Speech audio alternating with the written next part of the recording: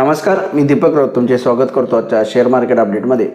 मार्केटमध्ये आज दुपारच्या सत्रानंतर थोडीशी रिकव्हरी आली, पण अर्ली मॉर्निंग मार्केट जे आहे ते मॉर्निंग सेशनला डिक्लायनिंगच करत राहिलं. जो त्याचा एंटायर युद्ध सुरू झाल्यापासूनचा जो ट्रेंड आहे आणि निफ्टी ऑलमोस्ट जे अमेरिका भारत ट्रेड डील ज्यावेळी अनाऊन्स झाली 26,400च्या आसपास निफ्टीनं हाय बनवला.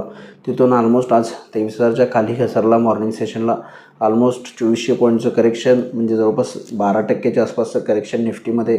बँक निफ्टीमध्ये 61,000वरून 53,000पर्यंतचं, म्हणजे ऑलमोस्ट 13% करेक्शन झालेलं आहे. आणि मला वाटतं एक बुल मार्केटमध्ये हे करेक्शन लाजमी आहे. लास्ट टाईम रशिया युक्रेन वॉरच्या वेळीसुद्धा निफ्टीमध्ये 12-15%चं 12-13%चं करेक्शन आलेलं.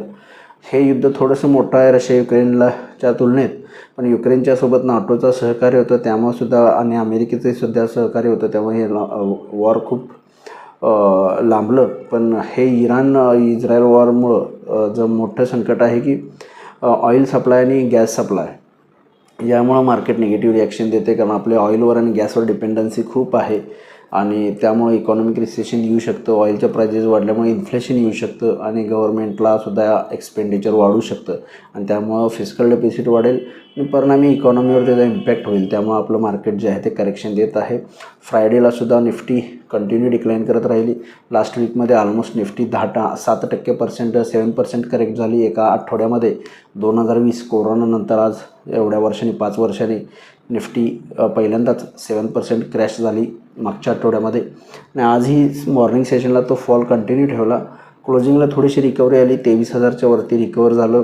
समहाऊ थोडंसं मार्केट ब्रीथ घेण्याचा प्रयत्न करतं आहे, पण ओव्हरऑल मजबूतीला अजून आपण कॉन्फिडन्सली टॅकल नाही करू शकत जोपर्यंत निफ्टी 24,000-24,200च्या वर बंद देत नाही.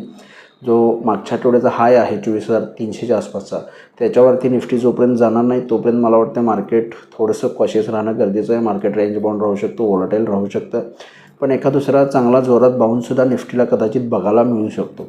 पण FIची विक्री आणि ग्लोबल अनसर्टिनिटी, ऑइल आणि क्रूड ऑइलच्या गॅसच्या प्राइजेस आणि त्यामुळे होणारा तुटवडा, यामुळे इकॉनॉमीवर होणारा इम्पॅक्ट आणि FIचं सेलिंग, यामुळे थोडंसं हायर लेवलला मार्केटवर प्रेशर आहे आणि ते राहील जोपर्यंत युद्धामध्ये एक सर्टन काहीतरी ऑइल आणि गॅसच्या सप्लायला घेऊन काही ब्रेकथ्रू मिळत नाही तोपर्यंत. त्यामुळे ओव्हरऑल मार्केटनं थोडीशी ब्रीथ टेकिंग एक एक थोडंसं पडझडीनंतर एक ब्रीथ घेतली असेल असं म्हणता येईल.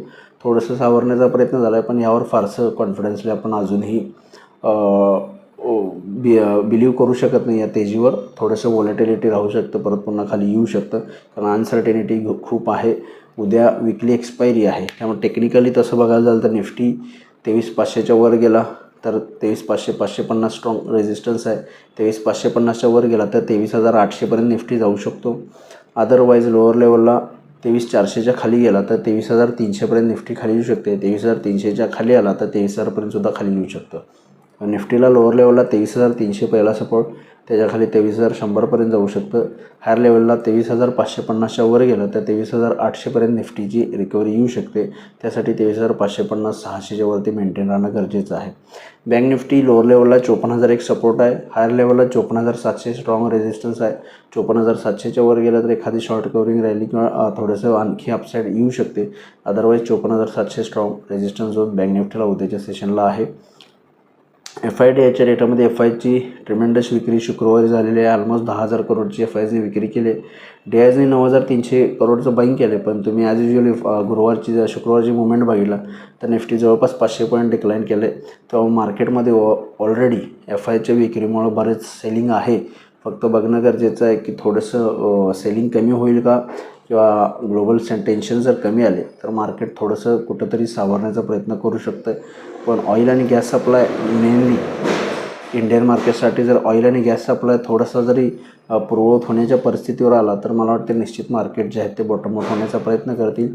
इराणनं तसं बऱ्यापैकी आपल्याला सपोर्ट केलेला आहे. आपले बऱ्यापैकी जहाज तेल आणि गॅसला घेऊन स्ट्रेट ऑफ हॉर्मझमधून पास ऑन होत आहेत आणि गव्हर्नमेंटचे कंटिन्युअस एफर्ट्स आहेत की गॅस आणि ऑइल सप्लाय आपल्याला स्ट्रेट ऑफ हॉर्मझमधून मिळत राहील. आणि इराण गव्हर्नमेंटसोबत त्याच्याशी बोलणं चालू आहे. पॉझिटिव्हली इराणकडनंही त्याच्या संदर्भात पॉझिटिव्हली रिॲक्शन्स आहेत. त्यामुळे मला वाटतं थोडंसं काही कालावधीत हे संकट थोडंसं डाऊन येऊ शकतं, पण थोडंसं युद्धाचा समय आहे त्यामुळे थोडंसं कॉशियस राहणं गरजेचं आहे.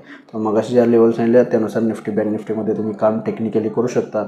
न्यूज बेसवर थोडंसं मार्केटला व्हॉलॅटिलिटी राहू शकते. आज NSEमध्ये 964 शेअर्स वाढले, त्या बाजूला 2040 शेअर्स पडलेत. निफ्टीमध्ये 30 शेअर्स वाढले, त्या बाजूला 20 शेअर्समध्ये पडझड आहे. वाढणाऱ्या शेअर्सची संख्या निफ्टीमध्ये जास्त आहे, पण NSEमध्ये पडणाऱ्या शेअर्सची संख्या जास्त आहे. सेक्टर इंडिसाइजमध्ये आज बँक्स, FMCG, ऑटो आणि मेटल सेक्टरमध्ये तेजी राहिली. त्यासोबत फार्मा, एनर्जी, रिअल्टी आणि ऑइल अँड गॅस सेक्टरमध्ये मंदी बघायला मिळाली. ग्लोबल मार्केटचा आढावा घ्यायचा झाला तरी युरोपियन मार्केट्स मिक्स आहेत, 10-20 पॉईंट प्लस मायनस आहेत. युरोपियन मार्केट्स थोडेसे पॉझिटिव्हमध्ये गेले. डाऊ फ्युचर्स 300 पॉईंट पॉझिटिव्हमध्ये आहेत. US मार्केटमध्ये गेले 2-3 दिवस मंदी झालेले आहेत, तिकडेही फार अशी रिकव्हरीचे चान्सेस नाही आहेत. पण ग्लोबल मार्केटच्या तुलनेत आपल्या मार्केटमध्ये जास्त करेक्शन आलं आहे, कारण आपली ऑइल डिपेंडन्सी, गॅस डिपेंडन्सी जास्त आहे म्हणून. पण जर ते संकट निवळलं आणि आपल्याला गॅस आणि ऑइल सप्लाय पुरवत थोड्या बऱ्यापैकी सुरळीत झाला तर मला वाटतं मार्केटला रिकव्हरी येऊ शकते.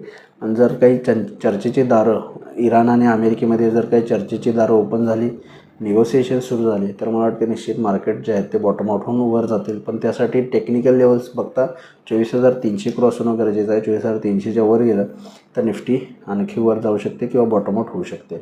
तर बघूया उद्या निफ्टी विकली एक्सपायरी आहे, थोडे व्हॉलेटिलिटी राहू शकते. बघू उद्या मार्केट कशा पद्धतीने बिहेव होते. माझा व्हिडिओ ऐकला त्याबद्दल धन्यवाद. माझा व्हिडिओ जास्तीत लाईक करा, शेअर करा, माझ्या चॅनल सबस्क्राईब करून डेली अपडेटसाठी बेल आयकॉनला क्लिक करा. धन्यवाद.